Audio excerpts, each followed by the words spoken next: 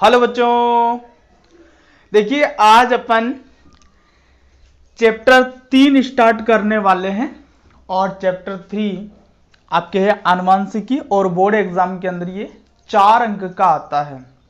ये जो चैप्टर है बोर्ड एग्जाम के हिसाब से कितने अंक का है? 4 अंक का है। मतलब इसमें से 4 नंबर के प्रश्न बोर्ड के अंदर पूछे जाते हैं।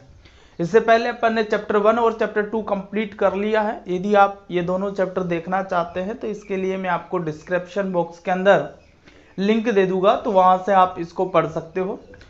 तो देखो, आज अपन स्टार्ट कर रहे हैं आनुवंशिकी। इस वीडियो के अंदर मैं आपको इसका केवल जो इंट्रोडक्शन है वो देने वाला हूं। तो ये पहला वीडियो अपना चैप्टर 3 का। तो देखो क्या समझना अपने को इसके अंदर, क्या होती है आनुवंशिकी, कहां से ये चीज आई है, सारी बातें अपन इस वीडियो के अंदर देखने वाले हैं।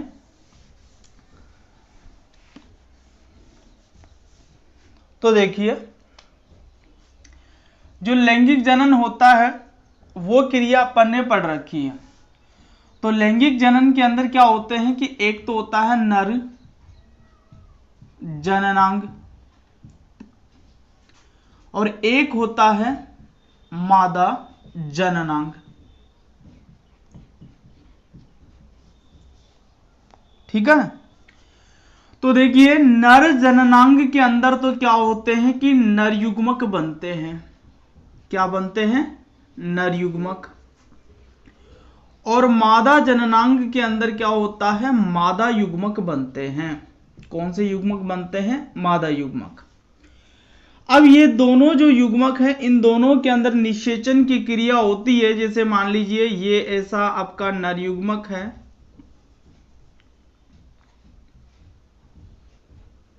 और ये मादा युग्मक है, दोनों के अंदर निषेचन की क्रिया होगी, दोनों आपस में मिल जाएंगे और एक नई कोशिका यहां पर हमारे सामने आएगी, जिसे अपन क्या बोलेंगे? युग्मनज या जाइगोट। जिसको क्या बोला जाएगा? युग्मनज या जाइगोट बोला जाएगा। अब ये जो युग्मनज है इसके अंदर पहले तो होता है विभाजन, फिर होता है इसके अंदर विभेदन। तो ऐसा होने से क्या होता है कि पहले तो इससे बनेगा भ्रूण और भ्रूण से क्या हो जाएगा? नया जीव या संतति बन जाएगी। क्या बन जाएगी? नया जीव या संतति बन जाएगी। तो एक लैंगिक जनन के अंदर जो नया प्राणी है वो किस तरीके से विकसित होता है? नर जननांग होते हैं, मादा जननांग होते हैं। हो सकता है कि ये अलग अलग प्राणियों पर हो सकता है एक ही प्राणी पर हो, लेकिन लैंगिक जनन की आवश्यक शर्त है कि उसमें नर जननांग और मादा जननांग होंगे। तो जो नर जननांग उसमें नर युग्मक बनेंगे और मादा जननांग के अंदर क्या होते हैं? मादा युग्मक बनते हैं। दोनों में निषेचन की क्रिया होती है, यानी कि दोनों आपस में संयोजित हो जाते हैं, तो एक नई कोशिका बनती है जिसे अपन क्या बोलते हैं? युग्मनज या जाइगोट बोलते हैं। अब ये युग्मनज या जाइगोट, इसमें पहले तो विभाजन होगा। विभाजन होने का मतलब है कि ये कोशिकाओं की संख्या को बढ़ाएगा। विभाजन होता जाएगा और कोशिका की संख्या को क्या करेगा? ये बढ़ाएगा। उसके बाद में होता है विभेदन। विभेदन का मतलब है कि जितनी भी कोशिकाएं बनी हैं वो सब अलग अलग कार्य संभाल लेती हैं। जैसे कुछ कोशिकाएं संभाल लेगी, भाई मुझे तो हाथ का निर्माण करना है, कुछ कोशिकाएं संभाल लेगी मुझे पैरों का निर्माण करना है, कुछ कोशिकाएं जो है सिर का निर्माण करना चालू कर देगी। तो उनमें कार्यों का बंटवारा हो जाता है कोशिकाओं के बीच में कि कौन सी कोशिका को कौन सा अंग का निर्माण करना है। तो इस तरीके से उसमें क्या हो जाएगा? विभेदन हो जाएगा। तो इस विभाजन और विभेदन की क्रिया से क्या बन जाता है? भ्रूण बन जाता है। और ये भ्रूण जो होता है बाद में नए जीव या संतति के अंदर क्या हो जाता है? विकसित हो जाता है। अब देखिए, ये नर जननांग और मादा जननांग जिस भी प्राणी पर रहे होंगे वो तो कहलाता है जनक। क्या कहलाएगा? वो जनक कहलाएगा, माता पिता कहलाएगा वो तो।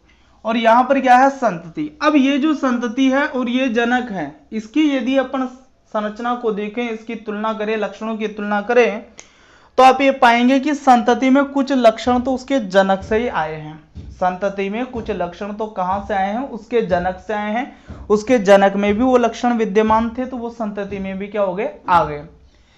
लेकिन कुछ लक्षण आप संतति में ऐसे भी देखेंगे कि जो कि जनक में नहीं थे लेकिन वो संतति के अंदर पाए जाते हैं। तो बस इसी चीज का जो अध्ययन करने के लिए अपन ने कुछ परिभाषाएं देखी, तो देखो इसी के आधार पर अपन आगे बढ़ते हैं। देखो पहली चीज, कुछ लक्षण ऐसे थे जो जनक पीढ़ी से कहां आ गए थे, संतति पीढ़ी में आ गए थे। तो ऐसे लक्षणों को अपन बोलते हैं आनुवांशिक लक्षण। क्या बोलते हैं ऐसे लक्षणों को, आनुवांशिक लक्षण। तो क्या बोलेंगे, पहली बात कि ऐसे लक्षण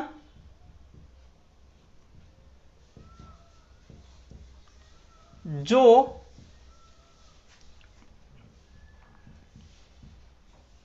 जनक पीढ़ी से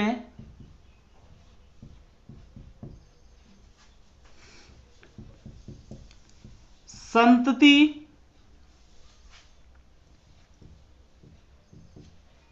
पीढ़ी में जाते हैं,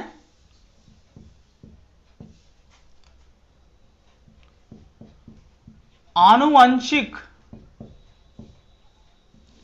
या वंशानुगत लक्षण कहलाते हैं।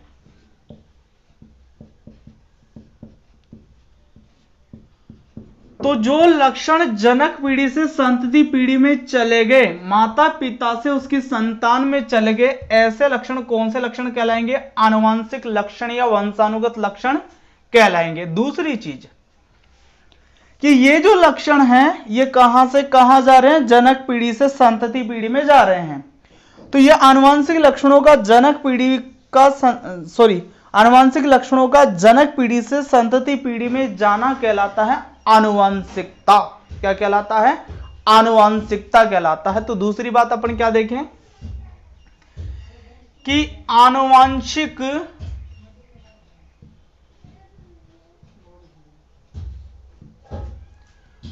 लक्षणों का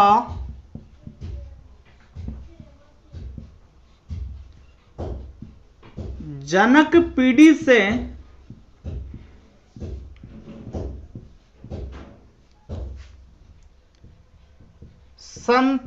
पीढ़ी में जाना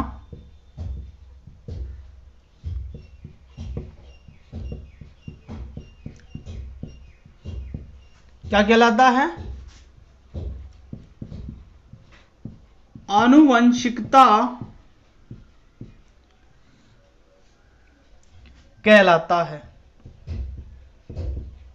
क्या कहलाता, आनुवंशिकता कहलाता है। तो आनुवंशिकता क्या होता है, आपके समझ में आई बात कि आनुवंशिक लक्षणों का जनक पीढ़ी से संतति पीढ़ी में जाना क्या कहलाता, आनुवंशिकता कहलाता। अब एक बात और देखो,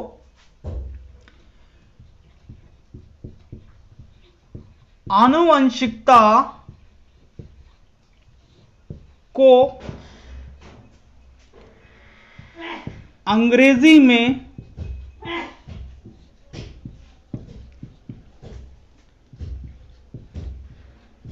हेरिडिटी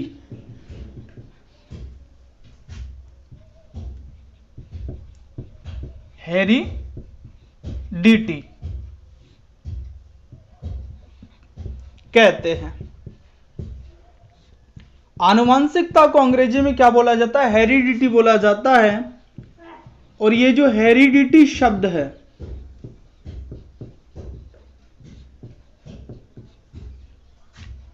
तो इस शब्द का जो गठन है वो स्पेंसर ने किया था। किसने किया था, स्पेंसर ने किया था। स्पेंसर नाम का एक वैज्ञानिक था और उस वैज्ञानिक ने क्या किया, ये शब्द दिया था, स्पेंसर।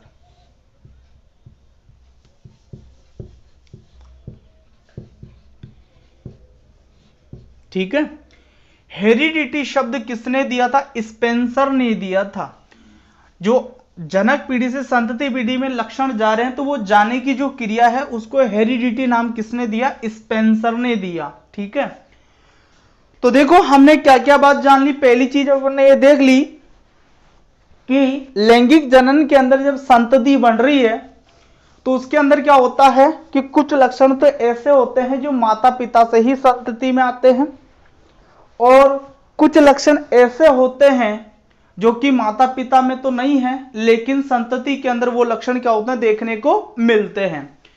तो इनमें से हमने क्या किया, हमने ये देखा कि जो जनक पीढ़ी से संतति पीढ़ी में लक्षण जा रहे हैं उनको तो अपन ने क्या बोल दिया, आनुवांशिक लक्षण बोल दिया, है ना। आनुवांशिक लक्षण या वंशानुगत लक्षण बोल दिया। फिर दूसरी चीज अपन ने क्या कही, भाई ये जो आनुवांशिक लक्षण है इनका जनक पीढ़ी से संतति पीढ़ी में जाना ही क्या कहलाता है, आनुवांशिकता या हेरिडिटी कहलाता है। आनुवांशिकता,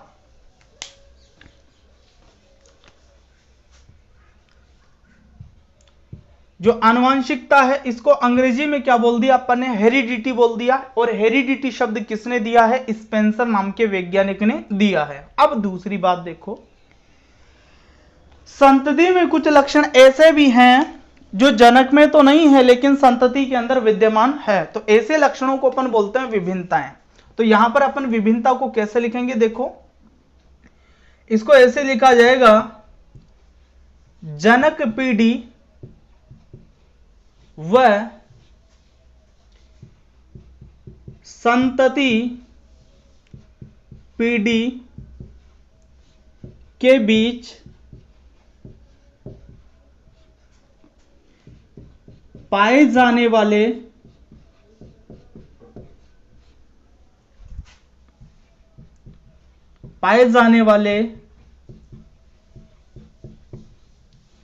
लक्षणों के अंतर को विभिन्नता कहते हैं।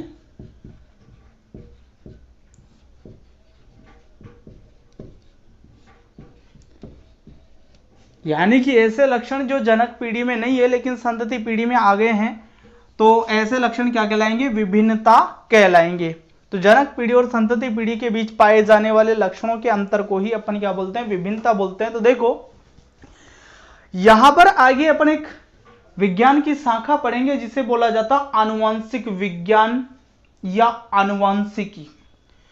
तो उस शाखा के अंदर क्या किया जाता है, जनक पीढ़ी के अंदर जो वंशानुगत लक्षण आए हैं और जो विभिन्नताएं आई है, आनुवांशिक लक्षण और विभिन्नताएं जो भी आ रही है, उन सारी चीजों का उस शाखा के अंदर क्या किया जाता, अध्ययन किया जाता है। ठीक है, तो इन बातों को नोट करो, फिर उस शाखा के बारे में बात करेंगे अपन।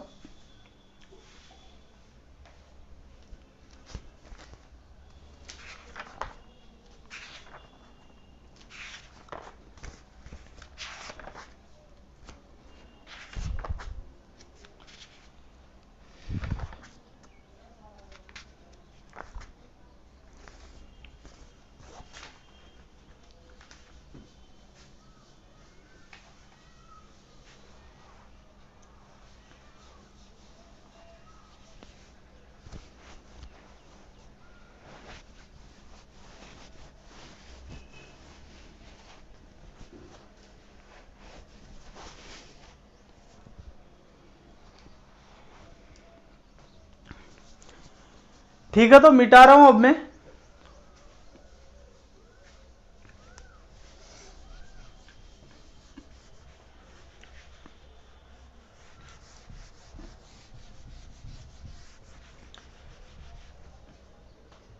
तो देखो क्या लिखा जाए अब,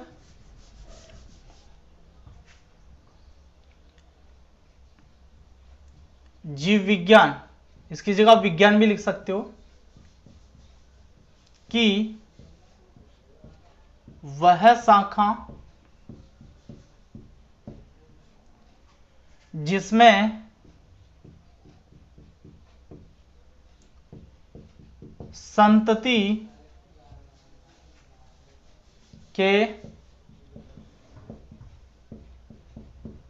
लक्षणों की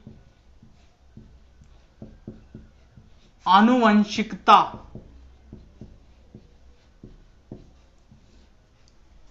तथा विभिन्नताओं का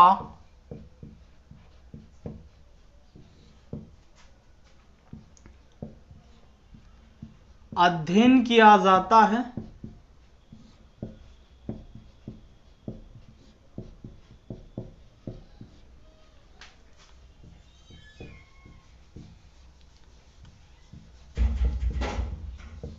आनुवंशिक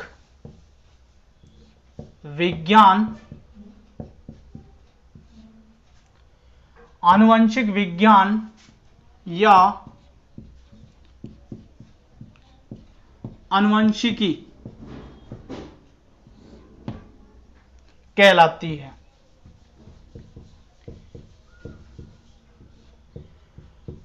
तो क्या हुआ कि जीव विज्ञान की वह शाखा जिसके अंदर क्या होता है, संतति के लक्षणों की आनुवांशिकता और विभिन्नताओं का क्या किया जाए, अध्ययन किया जाए, विज्ञान की वो शाखा क्या कहलाएगी, आनुवांशिकी कहलाएगी।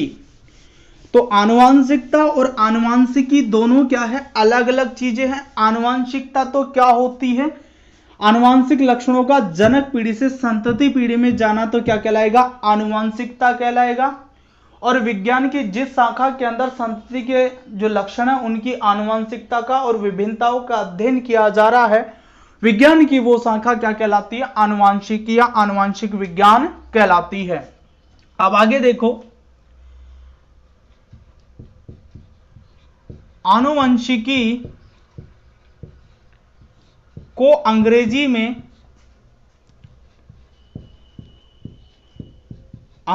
में जेनेटिक्स कहते हैं। क्या बोला जाता है इसको अंग्रेजी में, जेनेटिक्स बोला जाता है।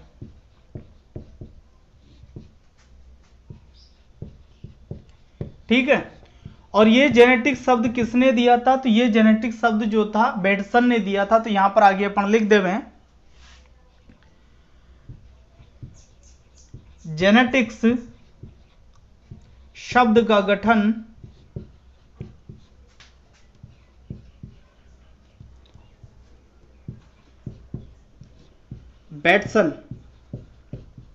बेटसन ने किया था। किसने किया था, बेटसन ने किया था। ठीक है, अब आगे देखो,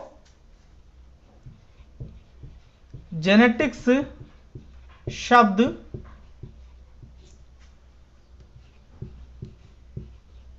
ग्रीक भाषा के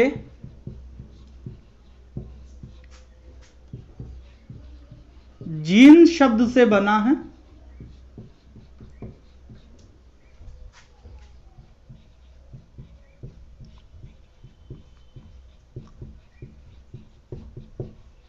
जिसका अर्थ है वृद्धि करना।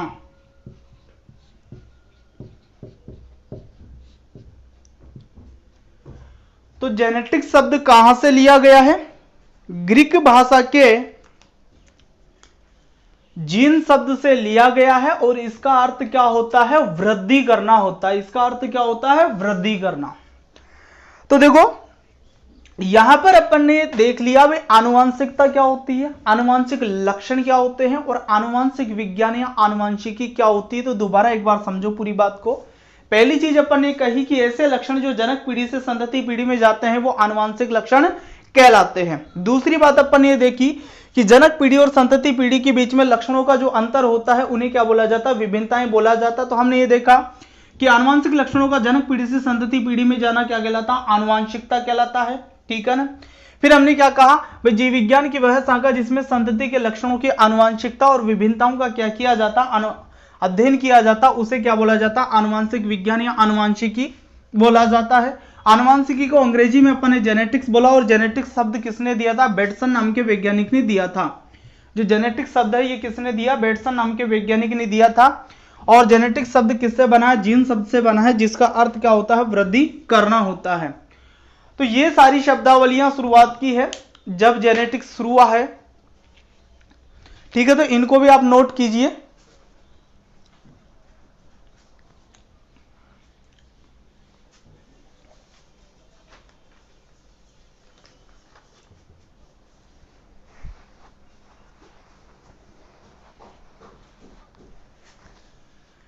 ठीक है, तो भाई मिटा रहा हूं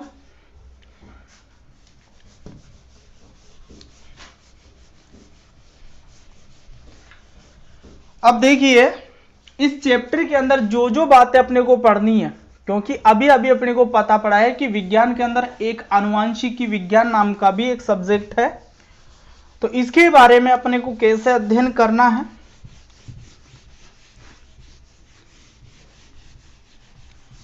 तो इस चैप्टर में जो जो टॉपिक है वो आपको बता रहा हूं मैं।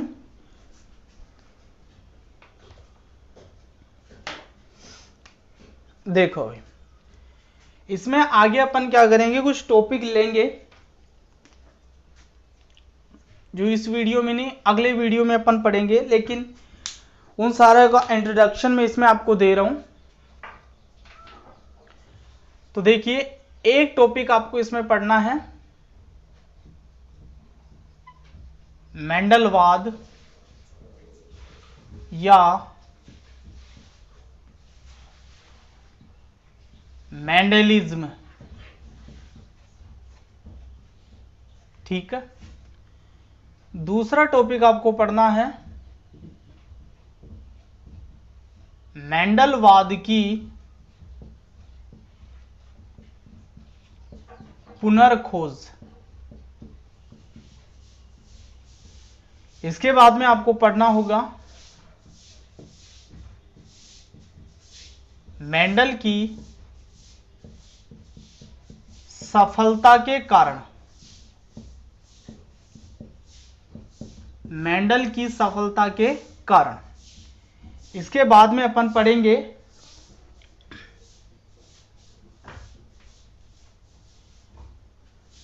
मटर के पादप चयन के कारण। ठीक है। इसके बाद में अपने को पढ़ना है आनुवांशिक शब्दावली।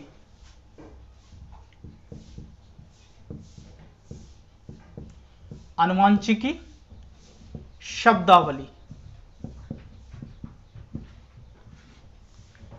इसके बाद में आपको पढ़ना होगा एक संकर संकरण। एक संकर संकरण। इसके बाद में अपन पढ़ेंगे द्विसंकर संकरण। इसके बाद में आपको क्या करना है कि मेंडल के जो नियम है वो पढ़ने हैं। तो आपको पढ़ने हैं मेंडल के वंशागति के नियम। तो मेंडल के वंशानुगति के जो नियम है 3 नियम है। इसमें पहला नियम होगा प्रभाविता का नियम। दूसरा नियम आपको पढ़ना है विसंयोजन या पृथक्करण या युग्मकों की शुद्धता का नियम।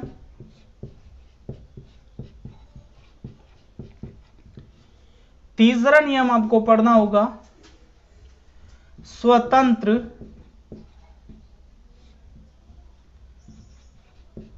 अपव्यूहन का नियम। ये 3 नियम है मेंडल के। इसके बाद में आपको पढ़ना होगा मेंडल के आनुवंशिकता के नियमों का महत्व। तो मेंडल के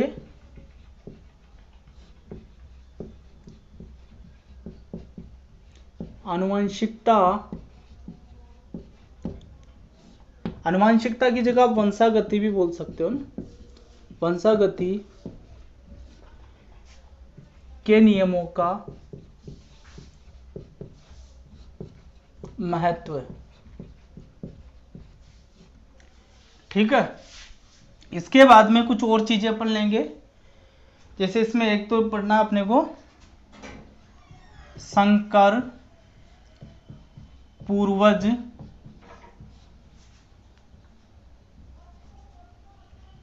पूर्वज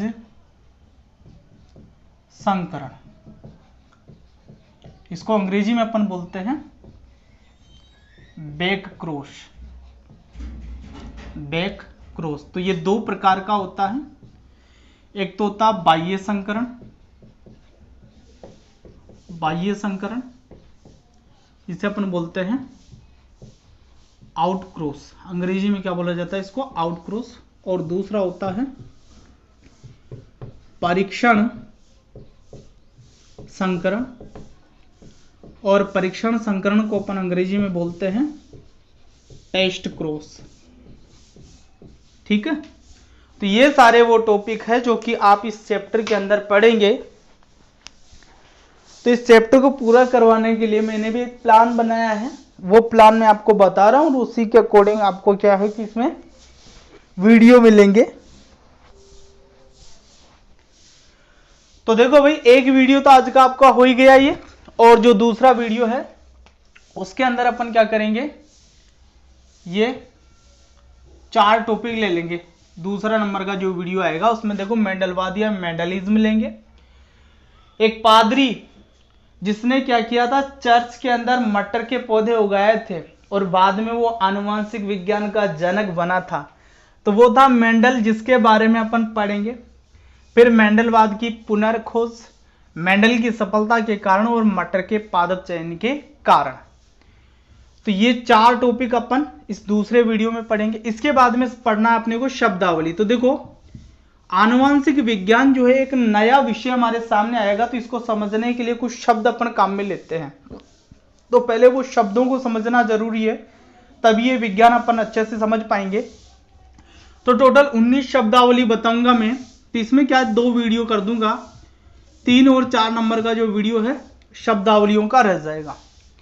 इसके बाद में अपन एक संकर संकरण, तो 5वां वीडियो एक संकर संकरण के ऊपर, और उसके बाद में द्विवीय संकर संकरण, तो छठा जो वीडियो है वो किस पर आ जाएगा, द्विवीय संकर संकरण पर आ जाएगा। अब देखो, मेंडल के वंशानुगति के नियम है, कितने नियम है, 3 नियम है।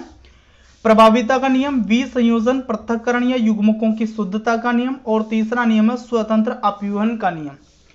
तो ये नियम अपन लेंगे, तो इनमें से शुरुआत के 2 नियम 7वें वीडियो के अंदर बता दूंगा आपको, जो प्रभाविता का नियम है, और दूसरा विसंयोजन या पृथक्करण या युग्मकों की शुद्धता का नियम है। और 8वां जो नियम है, 8वां जो वीडियो है, इसमें आपका स्वतंत्र अपव्यूहन का नियम, और साथ में जो मेंडल के आनुवंशिकता या वंशानुगति के नियमों का महत्व है, ये ले लेंगे 8 नंबर पे, है ना। 2, 3, 4, 5, 6, 7, 8, और एक वीडियो इसके ऊपर रह जाएगा आपका 9वां वीडियो। तो इतने वीडियो इसके ऊपर बनने वाले हैं। एक वीडियो तो हो चुका है, और इसके अलावा 8 वीडियो अपने इसके ऊपर और बनेंगे। तो वो कैसे वीडियो आएंगे, आपकी बात समझ में आ रही होगी।